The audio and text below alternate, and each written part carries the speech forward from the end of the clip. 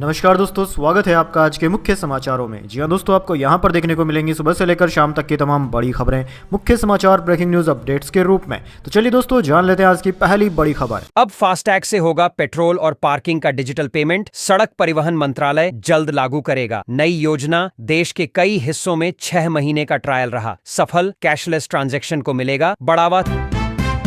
CM Nitish Kumar ने हिजाब विवाद के बीच दिल्ली में मोदी और अमित शाह से मुलाकात की। पीएम और नीतीश कुमार के बीच करीब 30 मिनट तक बातचीत हुई। हिजाब हटाने के बाद से नुसरत परवीन ने अब तक नौकरी ज्वाइन नहीं की। देश से लेकर विदेशों में नीतीश कुमार को लेकर बयानबाजी हो रही है। एनडीए नहीं चाहेगी कि 2026 में होने वाले बंगाल चुनाव पर इसका कोई असर पड़े।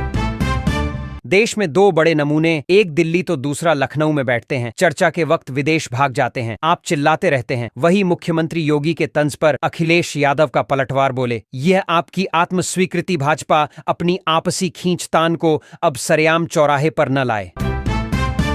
अरावली बचाओ आंदोलन में भारी बवाल। राजस्थान के जोधपुर में प्रदर्शनकारियों पर पुलिस का लाठीचार्ज। कई शहरों में पुलिस और आंदोलनकारियों के बीच हिंसक भिड़ंत हुई। वहीं सीकर में विरोध जताने के लिए बड़ी संख्या में लोग हर्ष पर्वत पर चढ़े। प्रधानमंत्री मोदी नहीं चाहते कि मजदूरों का पैसा बढ़े। कांग्रेस संसदीय दल की अध्यक्ष सोनिया गांधी का केंद्र पर बड़ा हमला। कहा, अगर मनरेगा खत्म हुआ तो करोड़ों गरीब बेरोजगार हो जाएंगे और साल भर के काम की गारंटी भी छिन जाएगी।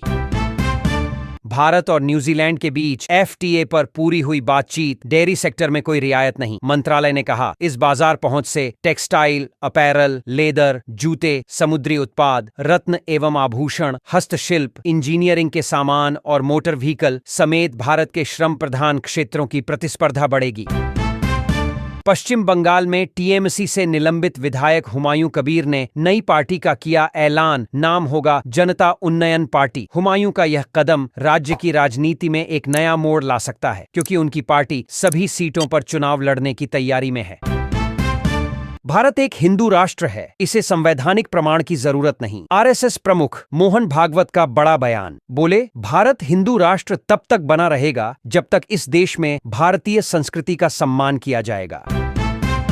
सांवलियाजी मंदिर में सुरक्षा कर्मियों की गुंडागर्दी। मध्य प्रदेश से आए श्रद्धालु द्वारा फोटो वीडियो बनाने पर गार्डों ने बेरहमी से की मारपीट। बता दें कि 6 महीने पहले भी इसी मंदिर में श्रद्धालुओं पर लाठियां बरसाने का विवादित मामला सामने आया था। देश में महंगाई मापने का फॉर्मूला पूरी तरह बदलेगा। केंद्र सरकार फरवरी से जारी करेगी नई सीरीज। वर्तमान में साल 2011 के पुराने आधार वर्ष पर कैलकुलेट होते हैं। आंकड़े नई व्यवस्था से महंगाई के वास्तविक प्रभाव का सही पता चल सकेगा। नेशनल हेराल्ड केस में राहुल सोनिया को झटका दिल्ली हाईकोर्ट ने जारी किया। नोटिस ईडी की याचिका पर कार्रवाई। लिव इन में रहने वाले जिम्मेदारी नहीं निभाते। संघ प्रमुख मोहन भागवत बोले, परिवार, शादी सिर्फ शारीरिक संतुष्टि का जरिया नहीं है, यह समाज की एक इकाई है। बच्चों की संख्या तय नहीं, लेकिन 3 आदर्श। पाकिस्तानी सेना प्रमुख आसिम मुनीर ने भारत के साथ हुए सैन्य संघर्ष में अल्लाह की मदद मिलने का किया दावा। कहा, हमने इसे महसूस किया, जिसकी वजह से हालात पूरी तरह बिगड़ने से बच गए। मई में भारत ने 11 पाकिस्तानी एयरबेस तबाह किए थे। रूसी सेना में जबरन भर्ती हुआ गुजरात का छात्र यूक्रेन की कैद से वीडियो भेजकर लगाई मदद की गुहार। दावा केस में फंसाकर जंग के मैदान में झोंकने का लगाया गंभीर आरोप। देश भर के 68 करोड़ यूजर के ईमेल और password leak. MP state cyber ने जारी की गाइडलाइन। कहा, समय रहते पासवर्ड बदलना, 2 फैक्टर ऑथेंटिकेशन चालू करना और अलग अलग सेवाओं के लिए अलग पासवर्ड रखना ही सबसे प्रभावी बचाव है। यूपी में फिर बीआरएच सकती है एसआईआर की समय सीमा। सीएम योगी के अनुमान के अनुसार यूपी की आबादी 25 करोड़ के हिसाब से 16 करोड़ से ज्यादा मतदाता होने चाहिए, लेकिन अभी तक 12 करोड़ मतदाता ही सामने आए हैं। भारत में बांग्लादेश हाईकमीशन के बाहर प्रदर्शन। हिंदू युवक की हत्या का विरोध। विदेश मंत्रालय बोला प्रदर्शन शांतिपूर्ण। वहीं ढाका ने कहा, हकीकत कुछ और है।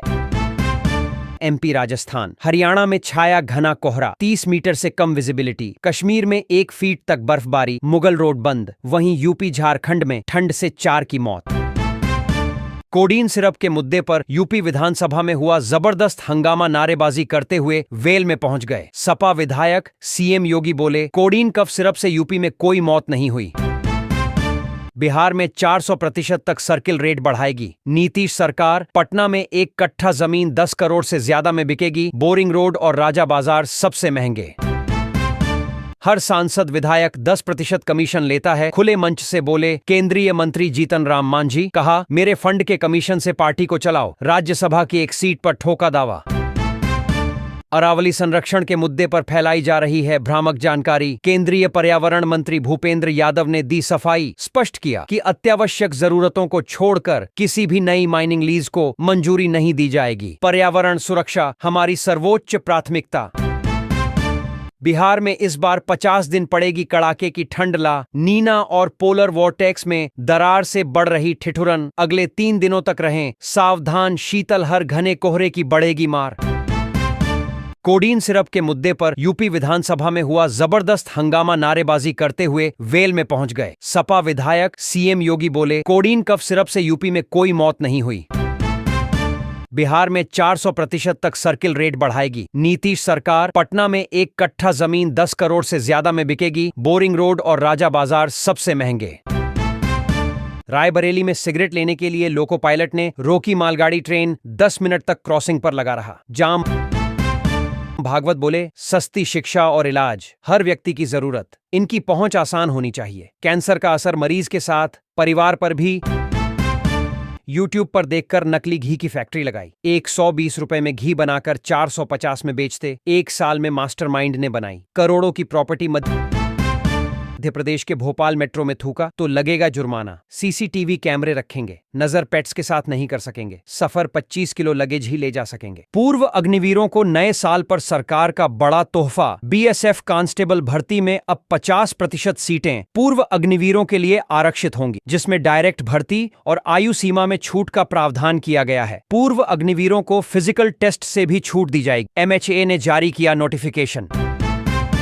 भारतीय रेलवे ने लंबी दूरी की यात्रा के लिए किराए में की बढ़ोतरी की घोषणा। 26 दिसंबर 2025 से लागू होगा। 215 किलोमीटर से ज्यादा का सफर करने वाले यात्रियों को अब हर किलोमीटर के लिए 1 से 2 पैसे अतिरिक्त चुकाने होंगे। रेलवे का अनुमान है कि इस बदलाव से उसे सालाना 600 करोड़ रुपए की अतिरिक्त कमाई होगी। असम दौरे के दूसरे दिन पीएम मोदी ने ब्रह्मपुत्र नदी के क्रूज पर 25 बच्चों से की परीक्षा पे चर्चा। इसके बाद प्रधानमंत्री ने डिब्रूगढ़ में अमोनिया यूरिया प्लांट का किया उद्घाटन। यहां सालाना 12.7 लाख टन यूरिया बनेगा। इस दौरान इंडिया गठबंधन पर जमकर बरसे। बोले, घुसपैठियों को बचाने की कोशिश कर रहे हैं देशद्रोही। कांग्रेस नेता शशि थरूर ने प्रधानमंत्री जन विकास योजना पर उठाए सवाल। कहा, 2021 के बाद केरल को फंड नहीं मिला। स्कूलों की छतें टपक रहीं, इमारतें जर्जर हुईं। क्या राज्य सरकार पीएमजेवीके योजना के तहत कोई प्रस्ताव भेजने में विफल रही? अरुणाचल में जासूसी नेटवर्क का हुआ खुलासा। पाकिस्तान कनेक्शन भी मिला। बॉर्डर एरिया में चल रही गतिविधियों को लेकर एजेंसियां हुई अलर्ट। चीन की हलचल पर भी नजर। अब पावर के मायने बदले। विदेश मंत्री जयशंकर बोले, ताकतवर देश हर मामले में मर्जी नहीं थोप सकता। भगवान कृष्ण और हनुमान को महान डिप्लोमेट बताया। दिल्ली में वाहनों से होने वाले प्रदूषण को कम करने और ट्रांसपोर्ट सिस्टम में मॉडर्नाइजेशन लाने के लिए ईवी पॉलिसी लाएगी सरकार। अप्रैल 2026 से लागू होगी। इलेक्ट्रिक वाहनों पर सब्सिडी मिलेगी। जगह जगह चार्जिंग स्टेशन लगेंगे। इलेक्टोरल बॉन्ड रद्द होने के बाद 1 साल में ही 3 गुना बढ़ गई राजनीतिक दलों की फंडिंग। वित्तीय वर्ष 2024 से 25 में 9 इलेक्टोरल ट्रस्ट ने कुल मिलाकर 3,811 करोड़ रुपए का चंदा विभिन्न राजनीतिक दलों को दिया। इसमें भाजपा सबसे बड़ी लाभार्थी पार्टी रही। कांग्रेस को भी करोड़ों का चंदा मिला। ट्रेन में यात्रियों को जनरल टिकट का प्रिंट रखना जरूरी नहीं। भारतीय रेलवे ने जनरल टिकट को लेकर फैले कंफ्यूजन को किया दूर। कहा, मोबाइल पर डिजिटल टिकट दिखाना काफी। वंदे भारत में मिलेगा पारंपरिक व्यंजन। घुसपैठियों को बचाने की कोशिश कर रहे हैं देशद्रोही। असम की रैली में प्रधानमंत्री मोदी ने SIR का किया बचाव। इंडिया गठबंधन पर जमकर बरसे। भारत के मध्य और उत्तरी हिस्सों में कड़ाके की सर्दी और घने कोहरे का दौर जारी। MP में इस सर्दी पहली बार 3 डिग्री से नीचे आया पारा। यूपी में कोल्ड डे, कई शहरों में 7 डिग्री से कम पहुंचा तापमान। वहीं कश्मीर में बर्फबारी की संभावना। घने कोहरे के बीच पाकिस्तान से आतंकियों की घुसपैठ की आशंका। जम्मू के सीमांत इलाकों में अलर्ट सेना और बीएसएफ के जवान आधुनिक तकनीक से लैस उपकरणों की मदद से सीमा पर 24 घंटे निगरानी कर रहे। बाकी अगर आप चैनल पर नए हो तो चैनल को लाइक, सब्सक्राइब और शेयर जरूर करें। धन्यवाद।